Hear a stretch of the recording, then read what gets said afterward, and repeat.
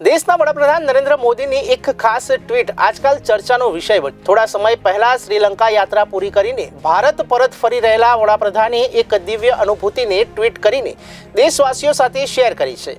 વડાપ્રધાને લખ્યું કે થોડા સમય પહેલા શ્રીલંકાથી પાછા ફરતી વખતે રામ સેતુના દર્શન કરી ધન્યતા અનુભવી હતી અને એક દૈવ્ય સંયોગ તરીકે અયોધ્યામાં જ્યારે સૂર્યતિલક થઈ રહ્યું હતું તે જ સમયે થયું છે। બંનેના દર્શન કરી ધન્યતા અનુભવી। પ્રભુ શ્રી રામ આપણા બધા માટે એકતા આપનાર શક્તિ છે, તેમના આશીર્વાદ હંમેશા રહે।